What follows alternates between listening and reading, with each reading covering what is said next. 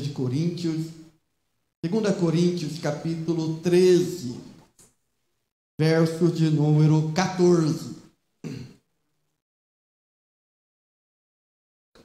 Que a cristandade denomina esse versículo como a bênção apostólica. Que diz assim o texto, que a graça do nosso Senhor Jesus Cristo, e o amor de Deus, e a comunhão do Espírito Santo, sejam com todos vocês. Amém? Não vão embora, por favor. Não terminou o culto ainda, amém? Glória a Deus. Vamos orar? Para que a gente possa meditar no que Deus tem para nós nessa noite. Vamos orar. Pai, muito obrigado. Obrigado, Senhor, por essa certeza que o Senhor cuida de nós. Não existe a maior segurança do que saber que o Senhor é conosco. E agora nós estamos diante de Ti, diante dessa palavra, na qual o Senhor tem colocado a mesa. Senhor, fala conosco nessa noite. Fala conosco de uma maneira ímpar, de uma maneira especial, não por ser eu, mas porque a Tua igreja está aqui. E a Tua igreja sempre ama ouvir a Tua voz, sempre ama ouvir a voz do noivo, porque é essa voz que nos prepara cada dia para o encontro contigo. Por isso que nós estamos aqui. Muito obrigado, Senhor. É o que nós te pedimos, em nome de Jesus. Amém. Amém. Os irmãos podem se assentar, dando glória a Deus. Eu, quando fui consagrado a presbítero, há muito tempo atrás, em 2000, eu casei com a Eliana em 2006, e em 2007 eu fui consagrado a presbítero. E uma das minhas dificuldades era de dar a bênção apostólica. Eu nunca acertava uma bênção apostólica. E no dia que eu acertei a bênção apostólica, me falaram que a bênção apostólica estava registrado nesse versículo. E eu decorei esse versículo, e no dia que eu acertei, a igreja toda vibrou. Só que antes de eu acertar a bênção apostólica, eu fui meditar sobre ela. Por que nós falamos esse versículo todo final do culto? Você já parou para pensar? Existe um hábito nosso que para mim é muito prejudicial. É de nós não pensarmos nas coisas na qual nós estamos fazendo. E muitas vezes nós ouvimos ou nós falamos a bênção apostólica e muitas vezes nós não paramos para pensar no que esse texto tem para nós.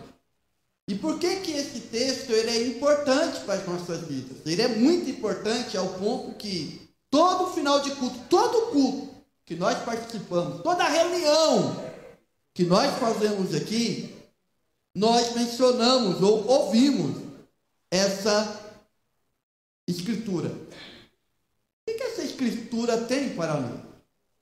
Então hoje eu gostaria de meditar com os irmãos sobre as bênçãos da bênção apostólica.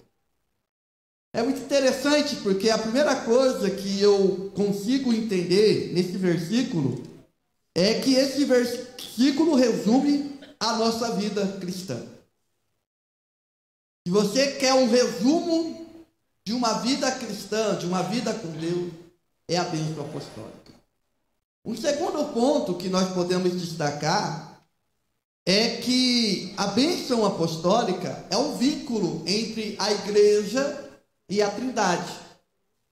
Olha só que coisa interessante.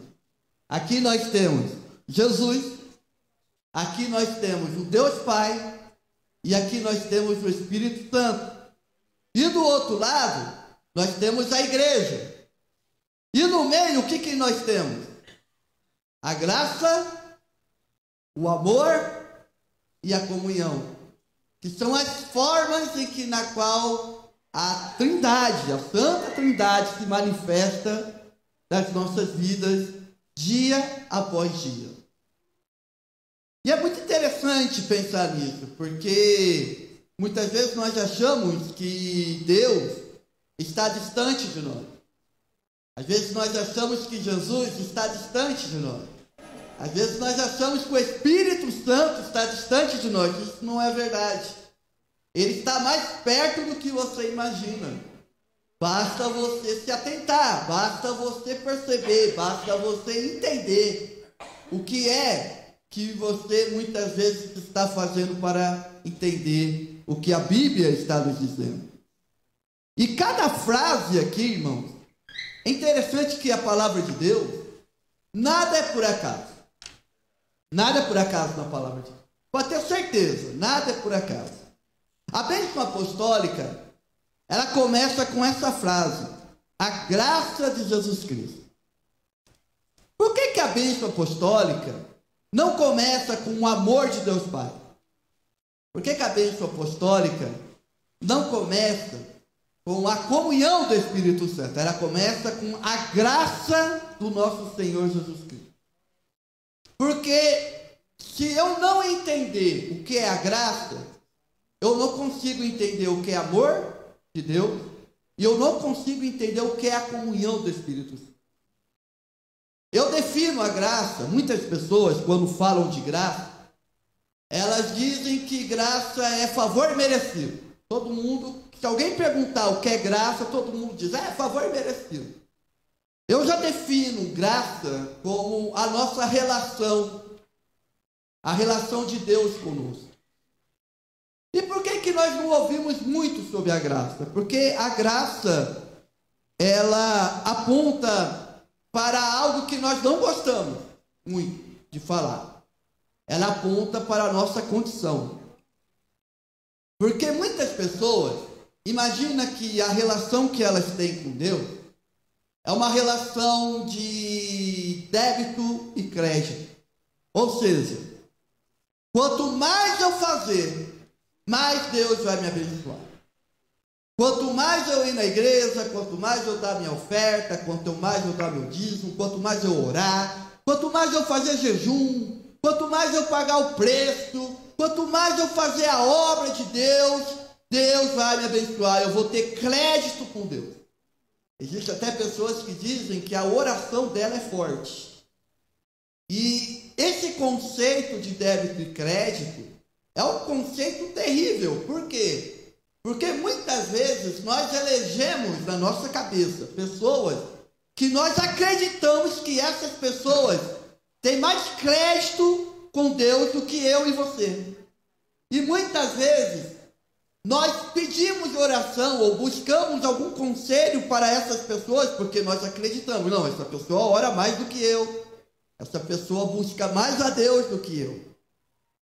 Mas eu quero dizer para você que o Novo Testamento nos ensina, a carta de Paulo aos Romanos, especialmente, nos ensina que essa relação de crédito e de débito nunca existiu. Porque diante de Deus, nenhuma obra humana é tão perfeita que paga a nossa dívida, que paga o nosso débito que nós temos com Ele. Diante de Deus, Paulo diz que não há nenhum justo sequer. Deus olha para a humanidade, olha para o judeu, olha para o gentil, e Ele fica muito triste porque a humanidade em si se afastou dele de uma tal maneira e que a única coisa que nós merecemos de verdade é a ira de Deus.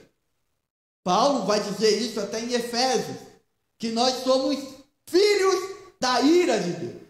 Então o que nós merecíamos, na verdade? Nós merecíamos o inferno. Nós merecíamos a condenação eterna. O que nós merecíamos? A cruz. Então a nossa relação com Deus é uma relação de débito. Mas veio alguém que mudou essa história, que mudou essa relação. E o nome dele é Jesus Cristo. Quando ele veio aqui na terra, Jesus, ele estabeleceu algo espiritualmente, universalmente, maravilhosamente, algo tremendo. João, ele testemunha no seu evangelho que A lei veio por Moisés, mas a graça e a verdade veio por Jesus Cristo. Então é através de Jesus Cristo. E o que Jesus Cristo fez? Ele simplesmente pagou o meu débito e pagou o seu débito. E olha só, sem perguntar para você se você queria ou não. Ele não esperou você orar. Ele não esperou você buscar. Antes de você entender o que é evangelho, antes de você entender o que é igreja, Jesus ele veio, morreu na cruz para nos salvar, e essa cruz hoje é o símbolo da graça de Deus para com as nossas vidas. Aí eu entendo por que o escritor, ele disse no hino 15, que foi na cruz, onde um dia eu vi o meu pecado castigado em Jesus. Foi ali pela fé que os meus olhos abriu, e agora eu me alegro em sua luz. Irmãos, não existe evangelho se você não olhar para a cruz e você não entender o que Jesus realmente fez por você na cruz. E essa relação na qual Jesus ele estabeleceu na cruz, que é a relação da nova aliança, na qual nós temos com Deus, ela é uma relação na qual diz assim para você: você não merece nada, mas Jesus fez tudo para que você tivesse o que você tem hoje. Tudo que nós temos hoje é por causa de Jesus. Então, sem a graça de Jesus, nós não temos condições de entender o amor de Deus, e nós não temos condição de entender o que é comunhão com o Espírito Santo.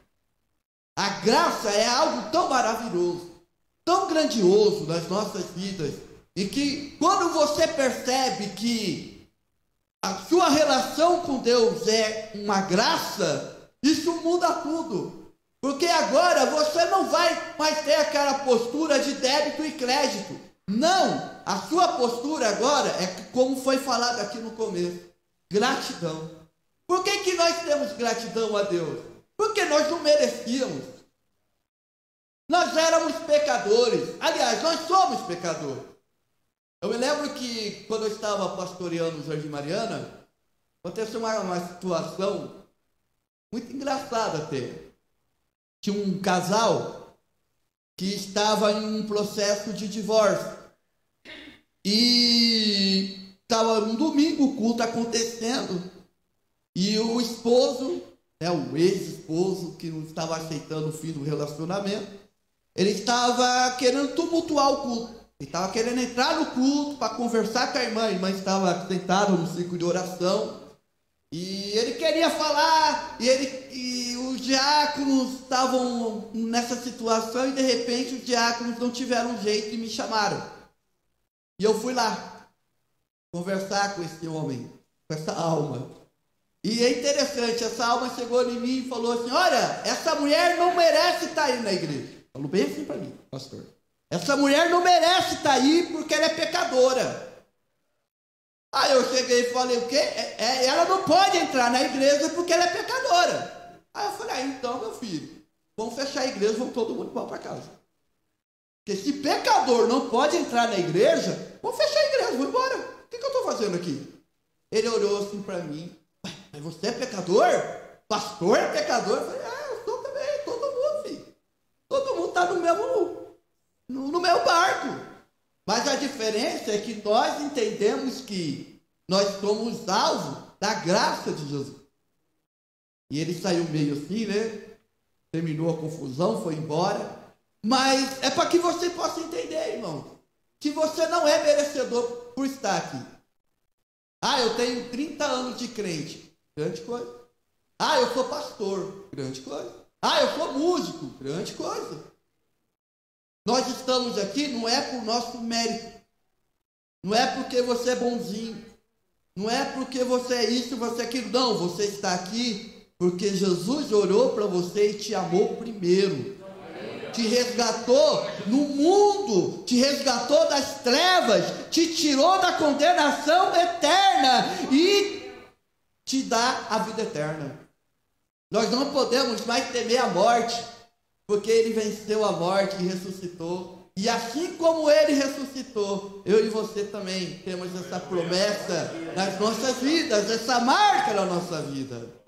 Então, nós só iremos conseguir entender o que é o amor de Deus e a comunhão do Espírito Santo se nós entendermos o que é graça. E por que muitas pessoas não gostam de falar da graça? Porque a graça era aponta para uma verdade, que nós somos insuficientes, que nós somos pecadores. E ninguém gosta disso, né? Hoje está todo mundo numa vibe vitoriana. Deus vai dar vitória para você. Você merece o touro. Você é o leão. Você não sei o quê, né? E isso, irmão, tem gerado uma geração de crentes frustrados. Por quê? Porque nessas pregações que nós estamos ouvindo por aí, a pessoa vai absorvendo e ela vai entendendo que não vai ter problema mais na vida dela. Que ela vai ser vencedora. E que tudo que ela sonhar e que tudo que ela planejar vai dar certo.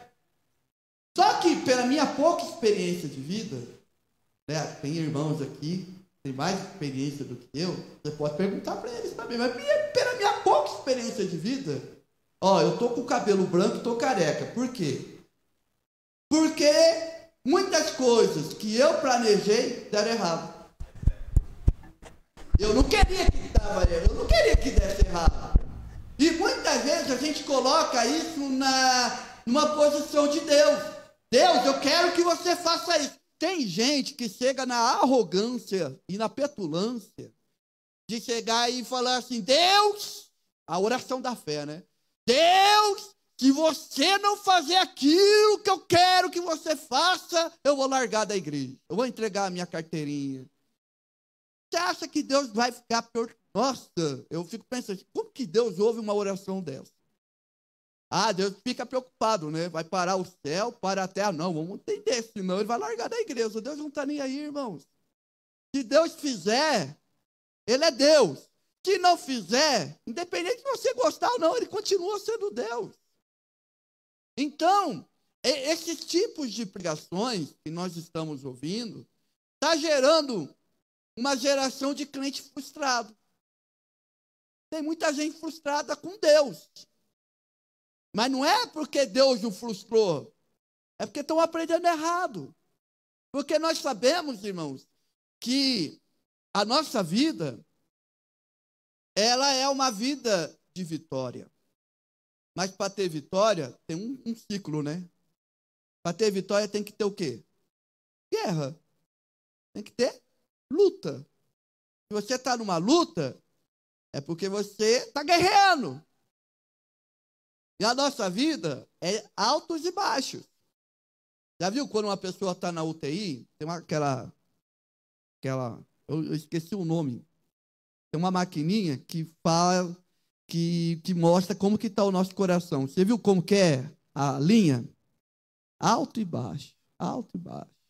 Se a linha ficar reta, o que acontece? Qual que é o... Já era. Irmão, se a sua linha ficar reta, já era para você.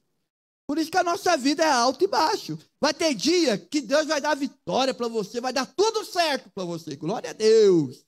Agora tem dia que vai dar tudo errado. É por isso que Deus sistematizou o tempo em dia, em mês, em ano. Por quê? Porque se hoje não deu certo, o que você tem que fazer? Vai na sua casa, toma um banho frio, dorme. Amanhã é outro dia. E amanhã você chega, não, hoje eu vou levantar e vou guerrear de novo. Deu certo, glória a Deus. Não deu certo, dorme, toma um banho frio e vida que segue. É assim, irmãos, a nossa vida. E tudo isso é relação de graça. Eu tenho um pastor que é amigo meu, todas as vezes que eu pergunto, pastor, como que você está? Ele fala assim, estou melhor do que mereço. Essa é a resposta que nós temos que dar. Porque por mais que a sua vida esteja numa luta, numa tribulação, numa guerra, parece que tudo está dando errado, você ainda está melhor do que você merece. Você ainda está melhor do que você merece. Então, olha só que coisa profunda e que coisa bonita quando nós ouvimos os nossos pastores dando a bênção apostólica e dizendo para nós que a graça do Senhor Jesus Cristo, somos alvos dessa graça, somos chamados para essa graça, vivemos essa graça todas as horas da nossa vida, e é por isso que nós temos que ter um coração grato, um coração cheio de gratidão, porque é disso que Deus se agrada. É quando você começa a entender que tudo que você tem, por mais que não seja o melhor, a melhor casa, o melhor carro, o melhor, não sei, o emprego, não sei, mas é para você. Deus separou isso para você. Então seja grato a Deus, porque você é alvo da graça de Deus. A segunda frase é o amor de Deus. Depois que eu entendo o que é graça, eu começo a entender melhor o que é o amor de Deus. Se tem um tema na qual é o mais incompreendido de todos os temas, é o amor de Deus. Nessa pandemia, eu ouvi muitos questionamentos sobre o amor de Deus. Por que que Deus permitiu a pandemia? Por que que muitas pessoas morreram? Aonde estava Deus? Cada tragédia que acontece na humanidade, o pessoal sempre questiona. Ah, cadê Deus? A Europa, por exemplo, diz que a maioria dos europeus são ateus. Não acreditam mais em Deus.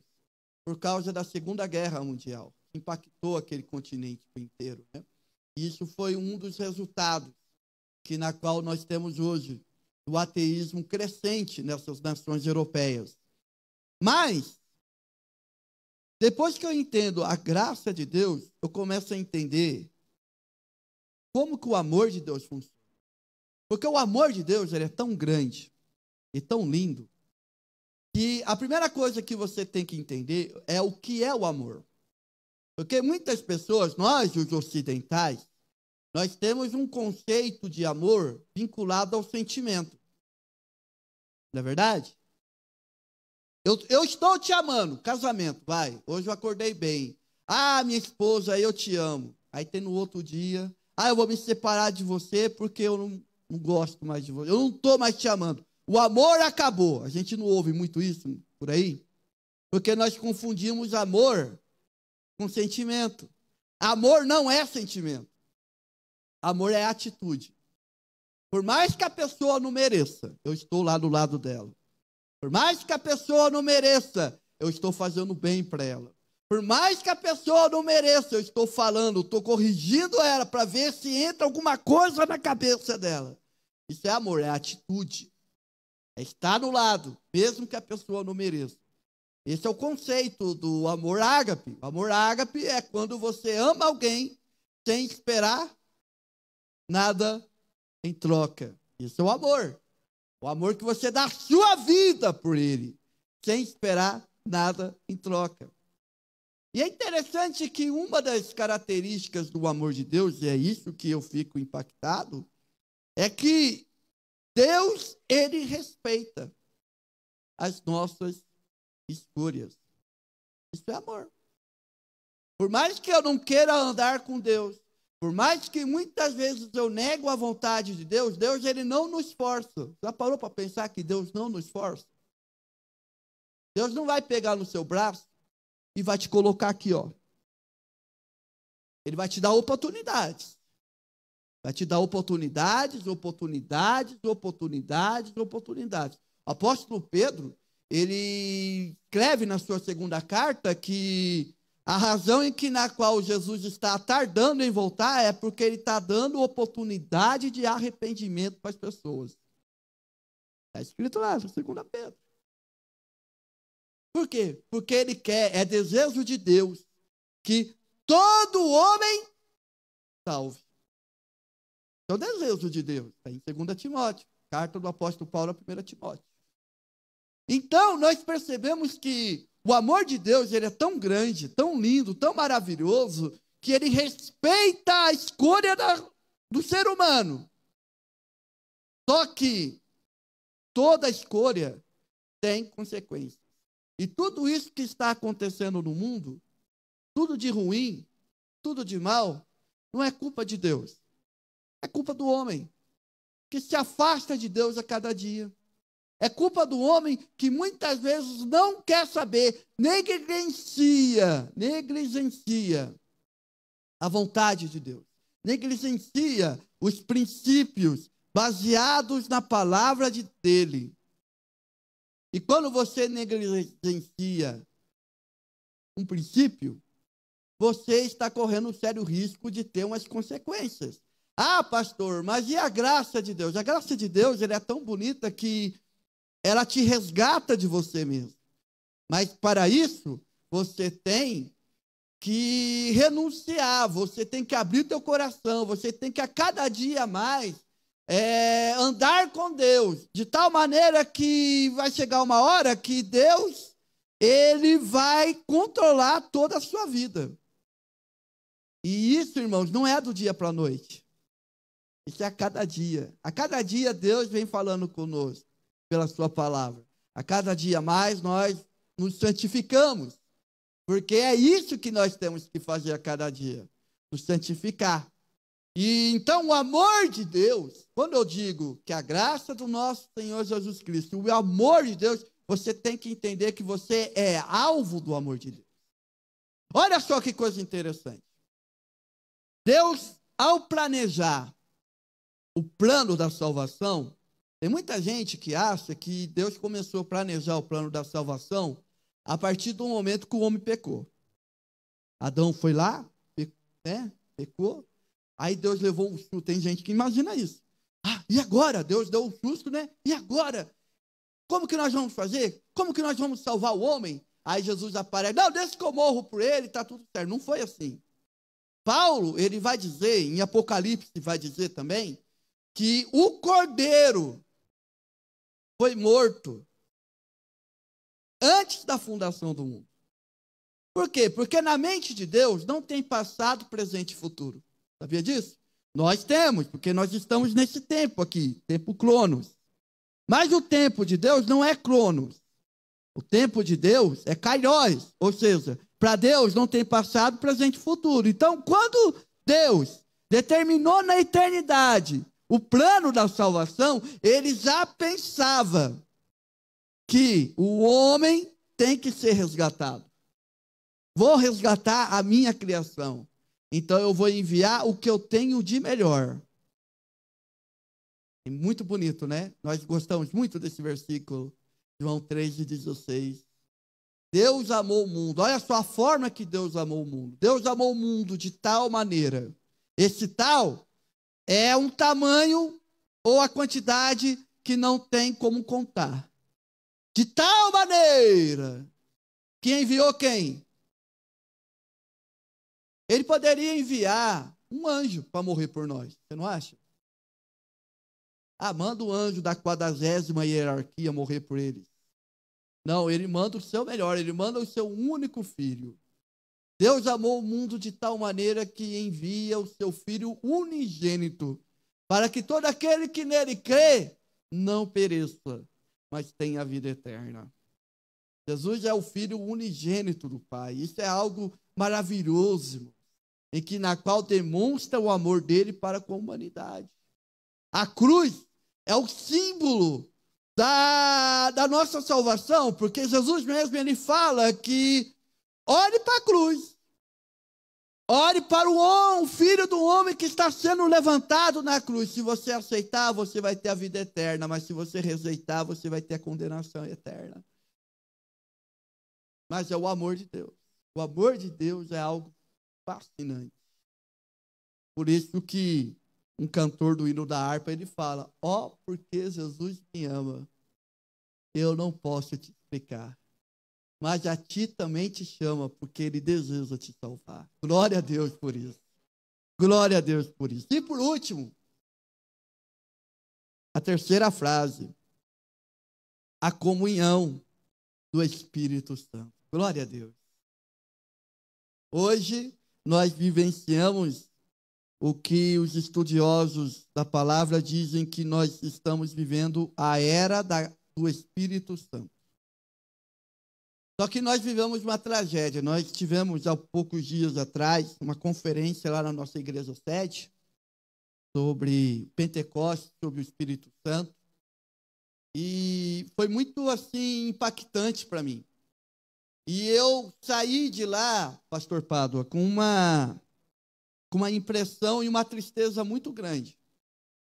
Ouvimos muitas palavras boas ali. E eu saí de lá triste, preocupado. Eu saí preocupado porque eu tive uma difícil constatação. Que nós, os pentecostais, nós não conhecemos o Espírito Santo. A noção que muitas pessoas têm do Espírito Santo do nosso lado é o seguinte. O Espírito Santo, ele só aparece em Atos capítulo 2 e no derramamento dos dons. Na verdade, só 2 dons. O dom de línguas e o dom que a gente mais gosta, né? Qual que é o dom que todo mundo gosta? Revelação. Não é? Hoje nós estamos aqui. Mas convida um camarada que tenha dom de revelação. Revela CPF, RG, revela o dia que você nasceu, o dia que você vai morrer, revela tudo. Toca. Porque o povo é vibrado nisso. E nós temos essa noção que o Espírito Santo é isso. Não é, irmão. O Espírito Santo é muito mais do que isso. Os irmãos terem uma ideia da grandeza do Espírito Santo, o Espírito Santo ele aparece em Gênesis, capítulo 1, verso 2.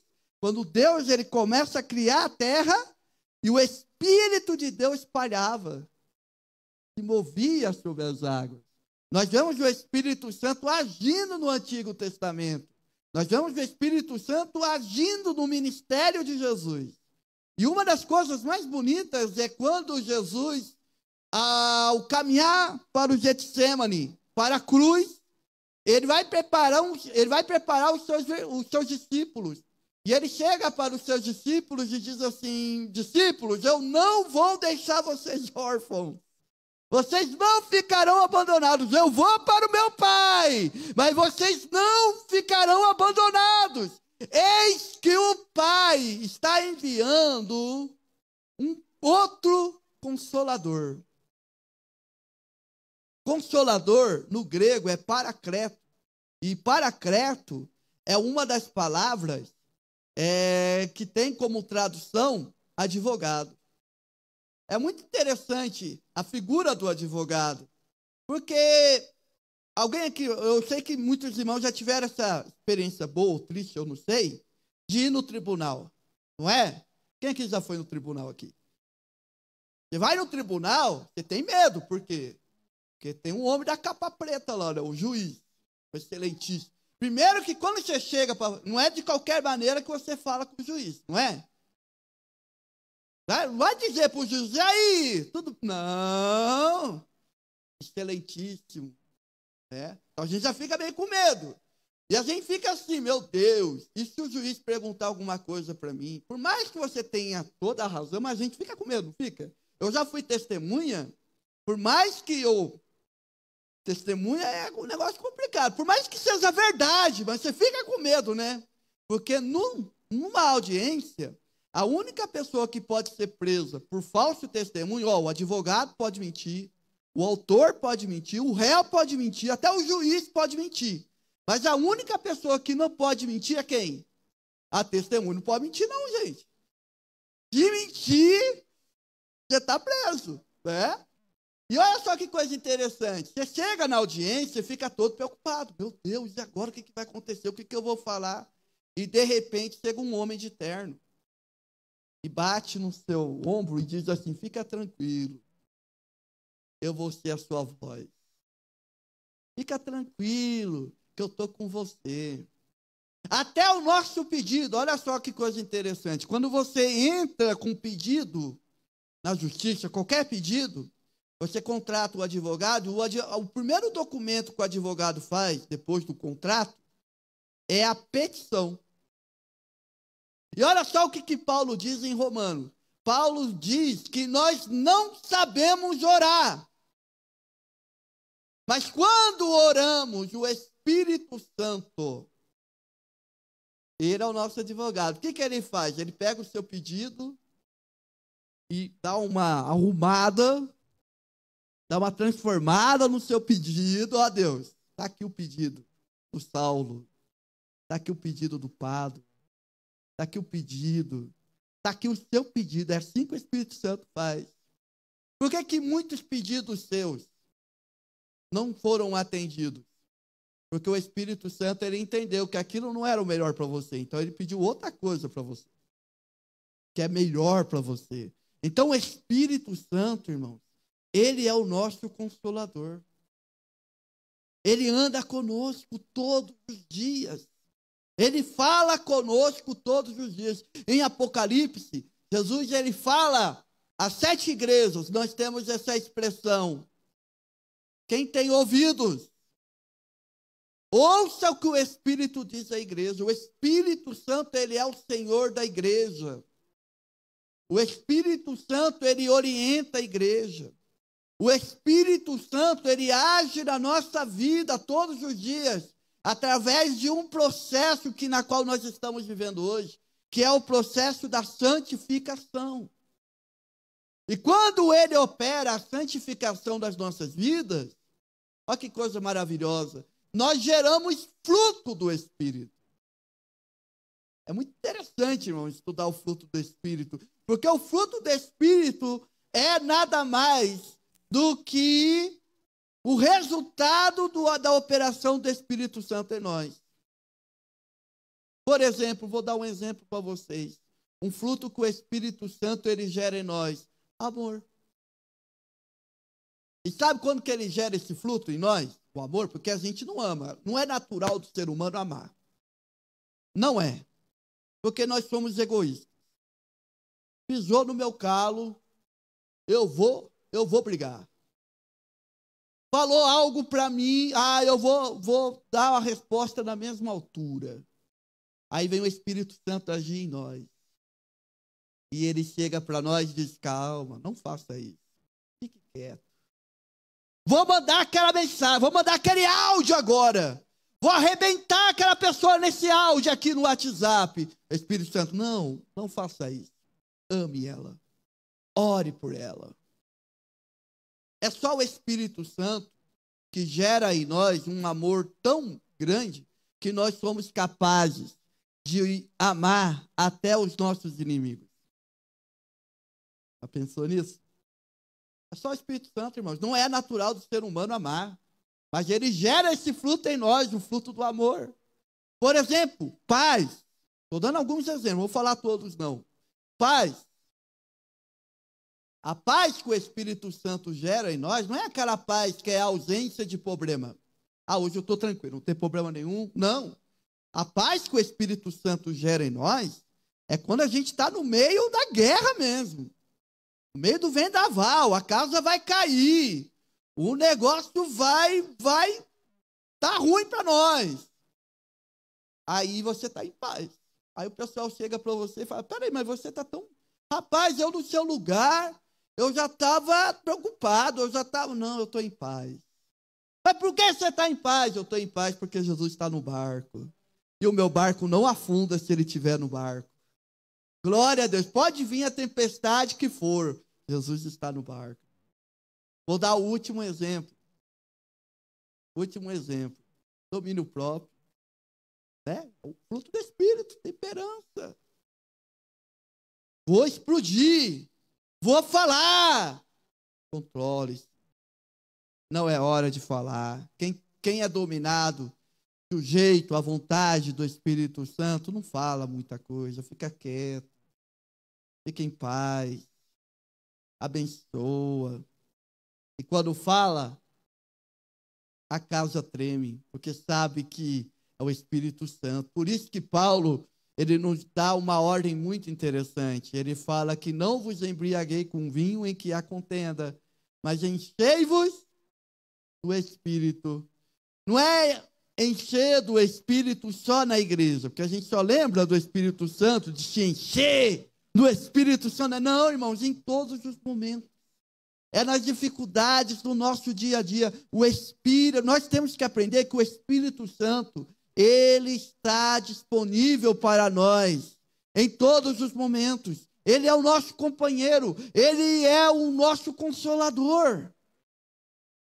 Por isso que é importante, quando nós ouvimos a bênção apostólica e dizemos assim, que a comunhão do Espírito Santo esteja com você, é um chamado, é um convite para você andar com Ele. Ande com o Espírito Santo, ame o Espírito Santo. Ore assim todos os dias, Senhor, me encha do teu Espírito. Vai enfrentar um problema difícil amanhã? Senhor, me enche do teu Espírito. Vai ter uma reunião difícil? Senhor, me enche do teu Espírito. Vai conversar com o seu filho? Me enche do teu Espírito. Vai no banco pedir um empréstimo? Me enche do teu Espírito. E o Espírito Santo, ele vai atuando, ele vai mudando, ele vai te moldando, a tal ponto, irmãos, que quando você entender que o Espírito Santo, ele está no teu lado, irmãos, você vai ser a pessoa mais abençoada nessa terra. Porque você compreendeu o que é a sua vida com Deus. Sua vida com Deus é que você é alvo da graça. Sua vida com Deus é que você entende como é o amor de Deus para contigo e a comunhão do Espírito Santo que nos conduz ao céu e que nos conduz nessa caminhada fantástica, maravilhosa, que é a nossa vida cristã. Amém, irmãos? Vamos colocar de pé, vamos orar? Vamos orar. Senhor, nós te amamos, porque o Senhor nos amou primeiro. Obrigado, Senhor querido, por ser alvo da tua salvação. Obrigado, Senhor, por sermos salvos. Não temos palavras, não temos, Senhor querido, não temos como recompensar tudo isso que o Senhor fez por nós. Então, a forma que nós, sinceramente, estamos aqui é reconhecer que não há outra vida melhor do que andar contigo. Não há uma vida melhor, Senhor, do que viver diante, aleluia, diante da tua presença, diante da tua graça. Obrigado pelo teu Espírito Santo. Espírito Santo, ande conosco, nos encha para que nós possamos vencer as batalhas das nossas vidas. É o que nós te pedimos, em nome de Jesus, pela graça de Jesus, pelo amor de Deus e pela comunhão do Espírito Santo. Em teu nome, Jesus. Amém. Amém. Deus abençoe, em nome de Jesus. Podem permanecer em pé, amados. Quantos querem ser gratos pela vida do pastor Saulo? Estenda a mão para cá e diga, Deus te abençoe. Muito bom ouvir o pastor Saulo, não é? Ele vai estar conosco aqui durante um tempo, e esse tempo, quem sabe, é Deus, não é? Pode ser uns 10 anos, não é? Pode ser uns 20 dias, né? Um mês. Ele vai estar aqui junto com a sua esposa, a irmã Eliana. Nós vamos ouvi-lo de vez em quando. Mas é muito bom a gente ouvir a palavra de Deus. Pastor Geraldo vai ministrar a bênção. Acho que cada vez que você for ouvir a bênção apostólica, você... Tem até um hino da harpa que a gente canta, que faz menção exatamente às pessoas da Trindade. Lembram? Vem tu, verbo de Deus, não é? Grande e glorioso ser. E tem uma estrofe também que fala só do Espírito Santo. E uma, acho que quarta estrofe, que fala ao grande trino Deus, né? Ao grande trino Deus, louvem os anjos seus e nós também. Então a gente, às vezes, faz as coisas no automático. É complicado mesmo. Eu concordo com o pastor Saulo. A gente precisa... É perigoso. E por isso que eu peço os irmãos para refletir na letra dos louvor que a gente canta. Porque, às vezes, irmãos, tem coisa que sai da boca, parece que ela não passa pelo cérebro. Não é? Por isso que tem hora que você está lendo, você lendo, aí chega uma hora, aí você não sabe nada do que você leu. Porque sua cabeça, você estava lendo, mas sua cabeça estava em outro lugar. O culto pode ser assim também. Aí a gente vai passando o tempo, como o pastor Saulo disse, a gente sempre ouvindo a bênção apostólica, e a gente nunca parou para pensar um pouco mais sobre por que no final, não é, os pastores, onde é que está a ordem bíblica para a gente ministrar a bênção apostólica no final do culto. Não tem. A gente convencionou isso exatamente pela importância desses 3 temas, é um resumo daquilo que é o Evangelho, não é? A graça de nosso Senhor Jesus Cristo. E quando a Bíblia vai falar de Jesus, a gente sabe que Jesus ama. A gente sabe que Jesus, por exemplo, traz paz. Mas a grande ênfase do Evangelho sobre a pessoa de Jesus é a sua graça. É a sua graça. Então, essa é a ênfase. De Deus. Deus também tem graça, é gracioso. E tanto que enviou o seu Filho. Mas a grande ênfase é o quê? O amor de Deus. O amor de Deus. E do Espírito Santo a ênfase é essa. É a comunhão do Espírito Santo. Vejam que quem está com a igreja aqui é o Espírito Santo. Você não pode, eu não posso. Eu não posso ser crente sem a ajuda do Espírito Santo, gente. Eu posso ser religioso. Eu posso ser até membro da igreja. Eu posso cumprir aí umas regrinhas. Mas ser crente, ninguém consegue sem a presença do Espírito Santo, sem a ajuda do Espírito Santo. Não dá para a gente amar de verdade. Não precisa nem ser os inimigos, né? A gente tem dificuldade de amar, e muita gente tem dificuldade de amar até elas mesmas, não é? Então, essa comunhão do Espírito Santo é importante. Então, acho que a gente vai poder pensar um pouco melhor nisso, né? A graça de nosso Senhor Jesus Cristo, o amor de Deus, a comunhão do Espírito Santo, né? Nos envolvendo, estando junto com minha vida, conosco, para a gente poder servir e a gente viver a vida cristã. Há um erro muito grande quando a gente acha que ser crente, a gente é fruto do esforço.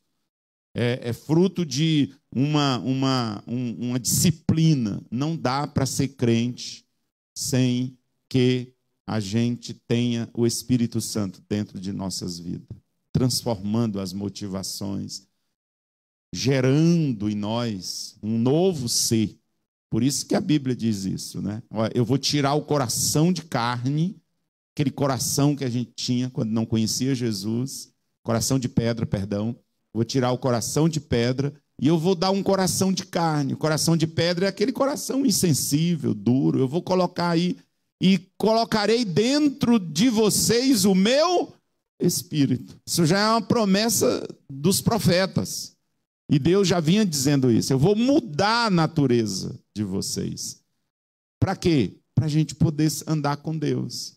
A gente não consegue, Paulo diz aos Romanos, não é? Que não dá para a gente ser crente na carne, na força do homem, não é? Da natureza humana. E a Romanos 8:1 diz isso. Portanto, agora, não é? Nenhuma condenação há para os que estão em Cristo Jesus, que já não andam segundo a carne, mas segundo o Espírito. Ninguém pode ser crente na força da vontade, da decisão só do homem. Não dá. É um novo ser que é gerado em nós, pela graça de Jesus, pelo amor de Deus e através da comunhão do Espírito Santo. Quantos dizem amém? Que bom, queridos. Deus abençoe. Amanhã a gente tem um ensaio, uma excelente quinta-feira. Tem alguém que nessa noite quer entregar sua vida a Jesus Cristo?